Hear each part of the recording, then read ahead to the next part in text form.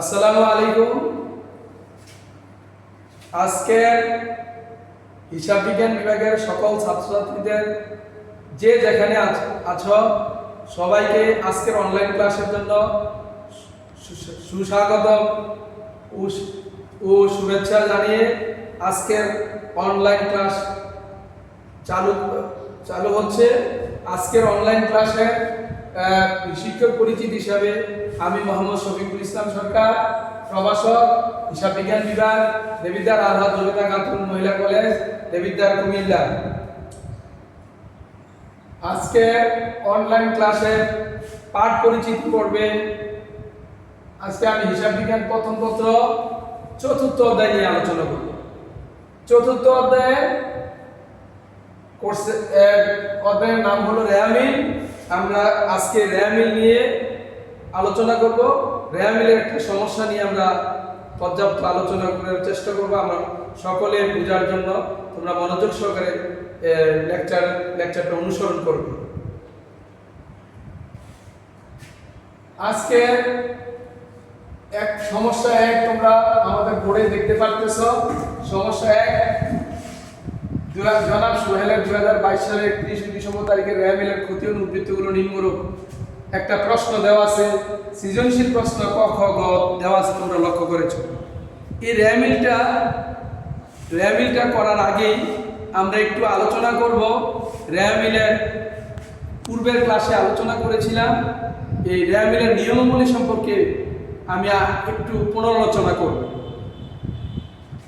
আমি বলবো কি, রেয়ামিল তো আমরা জানি হিসাবের গাণিতিক সত্যতা যাচাইয়ের জন্য খতিয়ানের উদ্বৃত্তগুলোকে নিয়ে যে বিবরণী বা সারণী বা ছক তৈরি করা হয় তাকে আমরা রেয়ামিল বলি। এই হিসাবে খতিয়ানের উদ্বৃত্তগুলোকে নিয়ে যে রেয়ামিল তৈরি করব, রেয়ামিলের এই খতিয়ানের উদ্বৃত্তগুলো কিন্তু দুই রকমের হয়ে থাকে। সাধারণত একটা ডেবিট ব্যালেন্স উদ্বৃত্ত অথবা ক্রেডিট ব্যালেন্স থাকে। ডেবিট উদ্বৃত্ত কারা প্রকাশ করে? সকল প্রকার সম্পদ, সকল প্রকার খরচ, ব্যয়, ক্ষতি এবং সকল প্রকার আর্থিক ক্ষতি, এগুলো কিন্তু রেয়ামিলে ডেবিট ব্যালেন্স প্রকাশ করে। যারা রেয়ামিলে ডেবিট ব্যালেন্স প্রকাশ করে তারা সাধারণত রেয়ামিলে ডেবিটে বসে। আর রেয়ামিলের ক্রেডিটে বসে কারা? যারা ক্রেডিট উদ্বৃত্ত প্রকাশ করে। যেমন সকল প্রকার দায়, তারপরে সকল প্রকার আয় বা মুনাফা এবং সকল প্রকার সঞ্চিতিগুলো সাধারণত ক্রেডিট ব্যালেন্স প্রকাশ করে, একমাত্র পাওনাদারের বাটা সঞ্চিতি ছাড়া।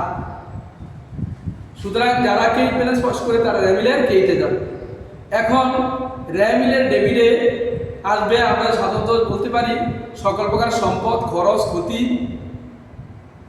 সমূহ। এবং রেয়ামিলের ক্রেডিট পাশে আসবে আয়, দায়, মালিকানা সত্ত্ব। এখন এই বিষয়গুলো আলোচনার ভিত্তিতে আমরা সাধারণত জানি সকল প্রকার সম্পদ এবং দায়ের সমাপনীগুলো রেয়ামিলে আসে, প্রারম্ভিকগুলো সাধারণত রেয়ামিলে আসে না। তবে আমাদের 4টা ব্যতিক্রম আছে।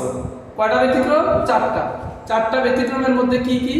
একটা হয়েছে প্রারম্ভিক মজুত পণ্য, প্রারম্ভিক ডাক টিকেট, প্রারম্ভিক সাপ্লাইজ, প্রারম্ভিক মনিহারি।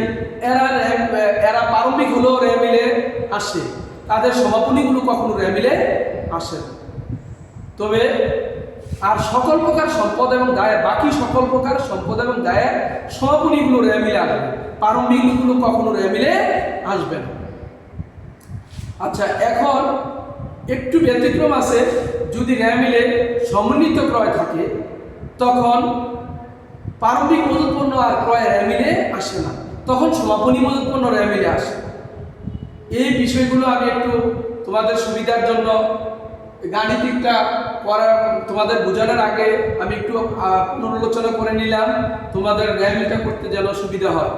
সেই জন্য আমি এখন তোমাদের আমাদের স্ক্রিনে যে সমস্যা এক আছে, এই সমস্যা নিয়ে আমি এখন আলোচনা করব। তোমরা একটু মনোযোগ সহকারে লক্ষ্য করবে। প্রথম সমস্যা একে, জনাব সোহেলের 2022 সালের 31 ডিসেম্বর তারিখের খতিয়ান উদ্বৃত্তগুলো নিম্নরূপ। খতিয়ানের উদ্বৃত্তগুলো সাধারণত হিসাবের নাম টাকা আছে, তোমরা লক্ষ্য করতেছো। নগদ ব্যাংক জমা 40,000, আসবাবপত্র 2,20,000, প্রাপ্য হিসাবে 1/1/2022 18,000, মজুত পণ্য 1/1/2022 12,000, পদ হিসাব 1/1/2022 1,80,000, সমন্বিত ক্রয় 5 লাখ, বিক্রয় 6 লাখ, বহি ফেরত আছে 2,000 টাকা, আন্তঃফেরত 2,000, প্রভিডেন্ট ফান্ড 50,000, বিনিয়োগ সঞ্চিত বিল 15,000, প্রাপ্য হিসাব 31/12/2022 27,000, পদ হিসাব 31/12/2022 10,000, সাধারণ সঞ্চিতি 15,000, ঋণ 50,000, পদের নোট 31/12/2022 10,000, অনাদি পাওনা সঞ্চিতি 4,000, উত্তোলন 10,000, পাওনাদারের বাটা সঞ্চিতি 1,000, স্থায়ী আমানতের সুদ 500, অনাদি পাওনা আদায় 2,500, অগ্রিম বিক্রয়, আগাম গ্রহণ অথবা অনুপার্জিত আয় যেটাই বলি না কেন এটা আছে 3,000 টাকা। এখন এই উদ্দীপকের আলোকে আমরা এখানে 3টা সৃজনশীল প্রশ্ন আমাদের অ্যান্সার করতে বলছে। এক ক বলছে যে সমস্ত দফাগুলো র্যামিলে অন্তর্ভুক্ত হবে না তাদের তালিকা তৈরি করো। খতে বললো র্যামিল তৈরি করো। গতে বললো নিট কার্যকরী মূল্য নির্ণয় করো। আমরা সাধারণত জানি কয়ে 2 নম্বর, খয়ে আমাদের 4 নম্বর, গয়ে 4 নম্বর, 4 4 8 8 দিয়ে 10 নম্বর আমরা এই একটা র্যামিলে বা একটা সৃজনশীলে আমরা 10 নম্বর পাবো। এখন আমরা এই প্রশ্নের আলোকে প্রথমে আমরা বাইর করব যে সমস্ত দফাগুলো র্যামিলে অন্তর্ভুক্ত হবে না তাদের পরিমাণ বাইর করব। তোমরা এখন কয়ের অ্যান্সার দেখো, তোমরা একটু লক্ষ্য করো যে সমস্ত দফাগুলো র্যামিলে অন্তর্ভুক্ত হবে না সেগুলো হলো কি কি। আমরা সাধারণত আমি আগেই বলছি যে প্রারম্ভিক সম্পদ এবং দায় কখনো র্যামিলে আসে না। প্রারম্ভিক সম্পদ এবং দায় কখনো র্যামিলে আসে না। সকল সমাপনী সম্পদ এবং দায় র্যামিলে আসে। কিছুটা যদিও ব্যতিক্রম আছে, আমি বলবো ব্যতিক্রমটা। 1 নম্বরে প্রাপ্য হিসাবে 1/1/2022 18,000 র্যামিলে যাবে না। কেন যাবে না? কারণ এটা প্রারম্ভিক সম্পদ, প্রারম্ভিক চলতি সম্পদ, সেজন্য সেটা র্যামিলে যাবে। আরেকটা হচ্ছে 2 নম্বরে মজুদ পণ্য 1/1/2022 12,000 টাকা। বলতে পারো স্যার আপনি তো বললেন যে প্রারম্ভিক সম্পদের মধ্যে প্রারম্ভিক 4টা জিনিসের প্রারম্ভিক আসে ব্যতিক্রম। একটা প্রারম্ভিক মজুদ পণ্য, প্রারম্ভিক ডাক টিকিট, প্রারম্ভিক সাপ্লাইজ, প্রারম্ভিক মনিয়ারি, এরা র্যামিলে আসে, এদের সমাপনী কোনো র্যামিলে আসে না। কিন্তু স্যার এখানে তো মজুদ পণ্য, প্রারম্ভিক মজুদ পণ্য র্যামিলে আসলো, আসবে না বললে, তাহলে এখানে প্রারম্ভিক মজুদ পণ্য তো র্যামিলে আসার কথা, কিন্তু প্রারম্ভিক মজুদ পণ্য স্যার এখানে আসবে না কেন? আসার তো কথা। কিন্তু আমি একটা কথা তোমাদেরকে আগেই বলছিলাম যে র্যামিলে যদি সমন্বিত ক্রয় থাকে তখন প্রারম্ভিক মজুদ পণ্য ক্রয় র্যামিলে আসে না, তখন সমাপনী মজুদ পণ্য র্যামিলে আসে। এই অঙ্কটার মধ্যে আমরা উদ্দীপকে পড়ছি সমন্বিত ক্রয় ছিল, তো সুতরাং সমন্বিত ক্রয় যেহেতু আছে এই জন্য প্রারম্ভিক মজুদ পণ্যটা র্যামিলে আসবে না। তো যেহেতু প্রারম্ভিক মজুদ পণ্য এবং ক্রয় র্যামিলে আসবে না, তাহলে এখানে আমাদের মজুদ পণ্য 1/1/2022 অর্থাৎ প্রারম্ভিক মজুদ পণ্য র্যামিলে যাবে না। সেই জন্য এখানে যাবে না বিধায় এখানে যে সমস্ত দফাগুলো র্যামিলে অন্তর্ভুক্ত হবে না তার বিবরণীর মধ্যে আসবে আমাদের কত টাকা? 12,000 টাকা মজুদ পণ্য 1/1/2022। আর 3 নম্বরের পদ হিসাবে 1/1/2022 এটা প্রারম্ভিক দায়, প্রারম্ভিক চলতি দায়, প্রারম্ভিক চলতি দায় র্যামিলে যায় না। বই ফেরত মানে কি? ক্রয় ফেরত। আর ক্রয় ফেরত যেহেতু সমন্বিত ক্রয় র্যামিলে দেওয়া আছে, তো সমন্বিত ক্রয় ব্যয় করতে ক্রয় থেকে বই ফেরত বাদ দেওয়া আছে, যেহেতু এটা ব্যবহৃত হয়ে গেছে সমন্বিত ক্রয় ব্যয় করতে, আর সমন্বিত ক্রয় যেহেতু র্যামিলে যাবে সুতরাং বই ফেরত র্যামিলে যাবে না। তাহলে আমাদের টোটাল 18,000, 12,000, 1,80,000, 2,000 মিলে আমাদের 2,12,000 টাকা র্যামিলে আসবে না। সুতরাং আমাদের কয়ের অ্যান্সার হয়ে গেল। আমরা পরবর্তীতে ক্ষয়ের অ্যান্সারের দিকে লক্ষ্য করি। খতে আমরা জনাব সোহেলের র্যামিল লিখব 2022 সালের 31 ডিসেম্বর তারিখের জন্য লিখতে পারো, অথবা জনাব সোহেলের 2022 সালে 31 ডিসেম্বর তারিখের জন্য র্যামিল এটাও লিখতে পারো। লেখার পরে ক্রমিক নং বিবরণ জাবেদা পৃষ্ঠা ডেবিট টাকা, এইটাকে আমরা জানি র্যামিলের 5টি ঘর, সেই 5টা ঘরের মাধ্যমে আমরা অ্যান্সার করব। আমরা ওইখানে প্রশ্নে সৃজনশীল প্রশ্নে আমরা পাইছিলাম নগদ ব্যাংক জমা। নগদ ব্যাংক জমা কিন্তু একটা চলতি সম্পদ, আর চলতি সম্পদ সবসময় র্যামিলে ডেবিটে বসে। চলতি সম্পদ হোক আর স্থায়ী সম্পদ হোক, সব সম্পদই র্যামিলে আসে। সুতরাং চলতি সম্পদ নগদ ব্যাংক জমা একটা চলতি সম্পদ, সে তো র্যামিলে ডেবিট পাশে আসবে, কারণ সম্পদ সবসময় ডেবিট ব্যালেন্স প্রকাশ করে। আর বাবদপত্র স্থায়ী সম্পদ, স্থায়ী সম্পদও ডেবিট ব্যালেন্স প্রকাশ করে। সেজন্য সে র্যামিলে ডেবিটে আসছে। সমন্বিত ক্রয় র্যামিলে থাকলে সমন্বিত ক্রয় র্যামিলে ডেবিটে বসে, কিন্তু প্রারম্ভিক মজুত পণ্য আর ক্রয় র্যামিলে আসবে না, সেটা আমরা পূর্বেই আলোচনা করেছি। তাহলে সুতরাং সমন্বিত ক্রয় র্যামিলে আসবে। বিক্রয় একটা প্রত্যক্ষ আয়, বিক্রয় একটা কি প্রত্যক্ষ আয়, আর প্রত্যক্ষ আয় ক্রেডিট ব্যালেন্স ওয়াশ করে, সুতরাং আয় যেহেতু ক্রেডিট ব্যালেন্স ওয়াশ করে, সুতরাং সে র্যামিলে কেটে যাবে 6 লাখ টাকা। আন্তঃফেরত মানে বিক্রয় ফেরত, আন্তঃফেরত এই কথা, বিক্রয় ফেরত একই কথা। বিক্রয় যেহেতু র্যামিলে কেটে বসে, বিক্রয় ফেরত তো সুতরাং র্যামিলে ডেবিটে বসবে। 2000 টাকা বিক্রয় ফেরত র্যামিলে ডেবিটে আসবে। আর প্রভিডেন্ট ফান্ড, মনে রাখবে একটা কথা, সকল তহবিল, নগদ তহবিল ছাড়া সকল তহবিল এবং সকল সঞ্চিতি র্যামিলের কেটে যায়। সকল তহবিল নগদ তহবিল ব্যতীত, আর সকল সঞ্চিতি পাওনাদারের বাটা সঞ্চিতি ব্যতীত বাকি অবশিষ্ট সঞ্চিতি এবং তহবিলগুলো র্যামিলের কেটে যাবে। সুতরাং প্রভিডেন্ট ফান্ড বাংলায় বলা হয় ভবিষ্যৎ তহবিল। এই ভবিষ্যৎ তহবিল যেহেতু তহবিল নগদ তহবিল ব্যতীত সকল তহবিল র্যামিলে কেটে যাবে, সুতরাং প্রভিডেন্ট ফান্ড র্যামিলে কেটে যাবে। বিনিয়োগ সঞ্চিত তহবিল, সেটাও তহবিল, এটাও র্যামিলে কেটে যাবে। প্রাপ্য হিসাব 31/12/2022, এটা আমাদের সমাপনী চলতি সম্পদ।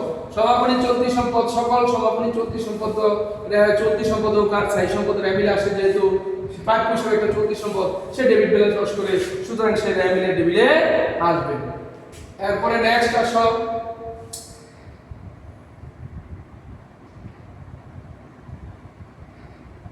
এরপরে পদ হিসাব। 31/12/2022, এটা চলতি দায়, সমাপনী চলতি দায়, সে র্যামিলে কেটে যাবে, কারণ সে ক্রেডিট ব্যালেন্স প্রকাশ করবে। সাধারণ সঞ্চিতি, সকল প্রকার সঞ্চিতি র্যামিলে ক্রেডিট ব্যালেন্স প্রকাশ করে, সুতরাং র্যামিলে কেটে যাবে। একমাত্র পাওনাদারের মাত্র সঞ্চিতি র্যামিলে ডেবিটে বসবে। ঋণ একটা দায়, সে বহির্দায় হিসাবে আমাদের ক্রেডিট ব্যালেন্স প্রকাশ করে, সুতরাং র্যামিলে কেটে যাবে। পদের নোট 31/12/2022, এটা সমাপনী চলতি হিসাব, চলতি দায়, সমাপনী চলতি দায়, সমাপনী চলতি দায় একটা ক্রেডিট ব্যালেন্স ওয়াশ করে, সুতরাং সে র্যামিলে কেটে যাবে। অনাদায়ী পাওনা সঞ্চিতি, অনাদায়ী পাওনা সঞ্চিতি, এটাও সঞ্চিতি, যে কোনো সঞ্চিতি র্যামিলে কেটে যাবে, সুতরাং সেও র্যামিলে কেটে যাবে। আর সে ক্রেডিট ব্যালেন্স ওয়াশ করে। উত্তোলন, এটা মালিকানা সত্ত্বকে কমিয়ে দেয়, সুতরাং মালিকানা সত্ত্ব যেহেতু র্যামিলে কেটে বসে, উত্তোলন ডেবিট ব্যালেন্স ওয়াশ করে, সুতরাং সে র্যামিলে ডেবিটে বসবে। পাওনাদারের বাটা সঞ্চিতি, আমি আগেই বলেছি, একমাত্র পাওনাদারের বাটা সঞ্চিতি ছাড়া সকল সঞ্চিতি র্যামিলে কেটে যাবে, সুতরাং পাওনাদারের বাটা সঞ্চিতিটা ডেবিট ব্যালেন্স ওয়াশ করে, তাই সে র্যামিলে ডেবিটে বসবে। স্থায়ী আমানতের সুদ, এটা আমাদের জন্য মুনাফা জাতীয় আয়, আর আয় সাধারণত ক্রেডিট ব্যালেন্স ওয়াশ করে, সুতরাং সে র্যামিলে কেটে যাবে। অনাদায়ী পাওনা আদায়, পূর্বে দেনাদার থেকে আমরা 500 টাকা আদায় করতে পারতেছিলাম না, অনাদায়ী ছিল, সেই টাকাটা আমরা 2500 টাকা, বলছি আমি, অনাদায়ী পাওনা আদায় 2500 টাকা পূর্বে অনাদায়ী পাওনা ছিল, সেটা এখন যেহেতু আদায় হচ্ছে, এটা আমার এখন আয় হয়ে যাচ্ছে, আর আয় তো ক্রেডিট ব্যালেন্স ওয়াশ করে, সুতরাং অনাদায়ী পাওনা আদায় র্যামিলের ক্রেডিটে যাবে। অগ্রিম বিক্রয়, আগাম গ্রহণ, অনুপার্জিত আয়, যেটাই থাকুক না কেন, এটা আমাদের আয়ের অধীন দায়। আয়ের অধীন কি দায়, আর এই দায়টা হচ্ছে চলতি দায়, আর যেই দায় তো ক্রেডিট ব্যালেন্স ওয়াশ করে, সুতরাং সে র্যামিলে কেটে যাবে।